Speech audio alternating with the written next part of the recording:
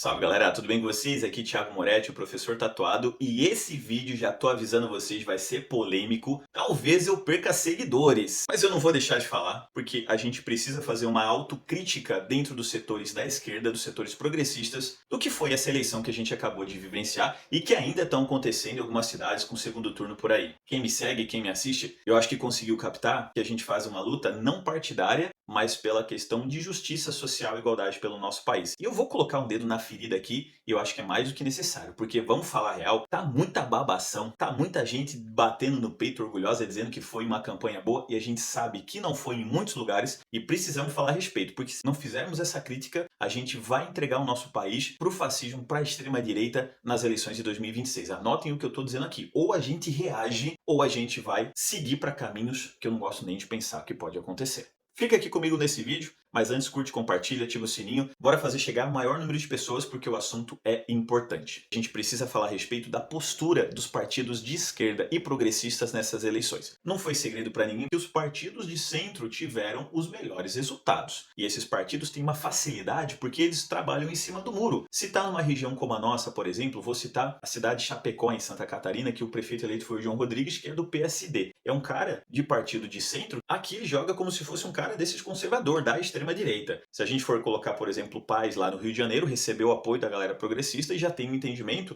de partido de centro, mas com defesa de pautas mais progressistas. Então, é óbvio que esses partidos se destacaram agora nas eleições. Por quê? Porque o povo tá cansado de pancada, né, gente? Vamos ser realistas. O povo tá cansado dessa polarização. E os partidos que insistem nisso é porque querem permanecer no poder, pegando parcelas da população que são alienadas a esse sistema. O que precisa ficar evidenciado é que quem de verdade ganhou esse processo, se fosse um candidato real, foram as abstenções. Aqui na minha cidade, Itajaí, Santa Catarina, entre votos brancos e nulos e abstenções, foram quase 50 mil votos. Só para vocês terem uma ideia, o primeiro colocado nas eleições teve 65 mil votos. Entre abstenções, brancos e nulos ficaria em segundo lugar. Na cidade de Balneário Camboriú, aqui do ladinho, o número de abstenções foi maior do que a quantidade de votos da candidata eleita. Se a gente pegar São Paulo, as abstenções foram perto de 2,5 milhões de votos, mais do que os candidatos que estão em segundo turno. Isso precisa ficar muito claro que as pessoas, elas estão ao mesmo tempo indiferentes ao sistema eleitoral, à democracia do nosso país, e as pessoas estão cansadas disso. Só que o processo para combater esse cansaço não é não ir votar. A gente precisa fazer valer o nosso princípio democrático. Só que para isso a gente precisa ter criticidade e competência para entender o que está acontecendo. E uma coisa que me chamou muito a atenção foram as posturas dos partidos de esquerda. Porque no momento que a gente precisa de união, de coesão, de estar bem alinhado para derrotar o fascismo, eu percebi muita disputa de ego, disputa partidária em algumas cidades. O PT, galera, o Partido dos Trabalhadores, teve o segundo maior fundo eleitoral, mais de R$500 milhão.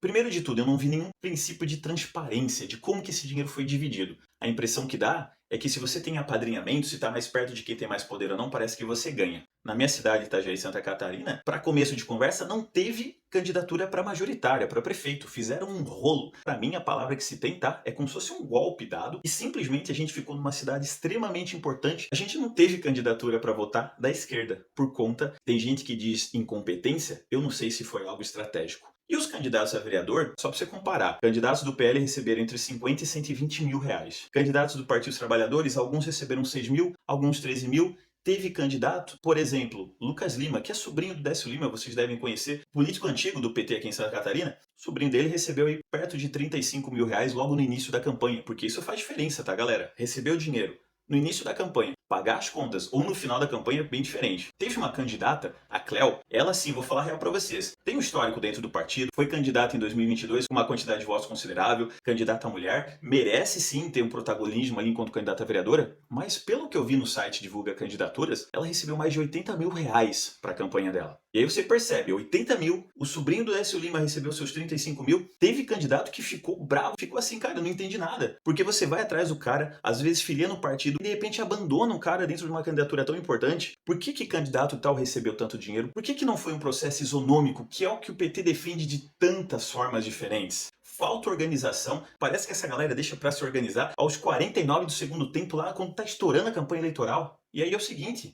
não elegemos um vereador na minha cidade. E o pior, que essa galera vai pra rede social agora e tá comemorando, dizendo que foi uma campanha boa, que foram votos importantes? Não foi. E a gente precisa falar isso, precisa ter essa autocrítica. Não foi, porque meteram os pés pelas mãos, fizeram um monte de coisa errada. Daqui 4 anos tem eleição de novo. Será que vão esperar chegar lá em 2028 para fazer essa lambança toda de novo? Ou desde já a gente começa a entender o que é o processo eleitoral de verdade e fazer acontecer como precisa? Fica aí lançada essa provocação. Vamos para Florianópolis, aqui em Santa Catarina. O Partido dos Trabalhadores conseguiu lançar uma candidatura própria, que foi o Lela, que é um cara que eles trouxeram do PDT, gente finíssima, tá? Muito bom lá em Floripa, mas trouxeram para uma candidatura que já era fadada à derrota, não tinha como vencer. Lançaram uma candidatura que, segundo eu percebi, era para aumentar a quantidade de vereadores do PT em Floripa. E conseguiram, de 1 passou para 2. Só que será que valeu esse investimento? Porque nessa de lançar candidatura própria, eles podem ter simplesmente tirado do segundo turno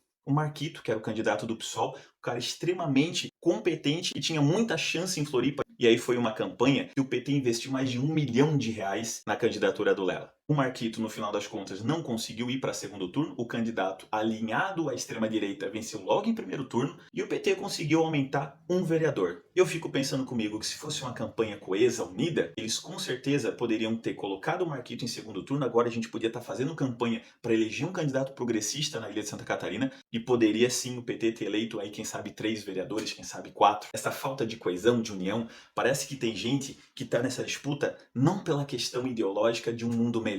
Parece que está nessa disputa por uma questão partidária mesmo. E assim, vamos falar bem a real, tá, gente? Dizer aqui que todo mundo é perfeito nesses partidos, ó, eu conheço gente dentro do PT que se diz fundador do partido, que tá há anos, que não sei o quê, que não vale o prato que come. A gente precisa entender que tem povo dentro da política que só tá ali para fazer valer o seu. Isso é extremamente complicado, porque isso detona, destrói o nosso princípio democrático. A gente tem o Partido dos Trabalhadores colocando propaganda nas suas redes sociais que saíram vitoriosos dessa eleição. Realmente ganharam tantas prefeituras a mais do que nas últimas eleições, mas se a gente for fazer um comparativo da última década para cá, é um dos partidos mais perdedores desse processo eleitoral. Enquanto a gente ficar passando pano, tampando o sol com a peneira, o caminho é só para baixo. E eu não falo somente do Partido dos Trabalhadores, mas a esquerda como um todo. A gente precisa abrir os olhos e perceber que quando a gente perde, a gente não está perdendo uma eleição. A gente está entregando o nosso país para um caminho político que causa preconceito, morte, fome, miséria. Tem muita coisa em jogo. E aí eu faço essa pergunta para você. Tu está lutando pelo teu partido ou tu está lutando pela democracia, pela justiça, pela igualdade social?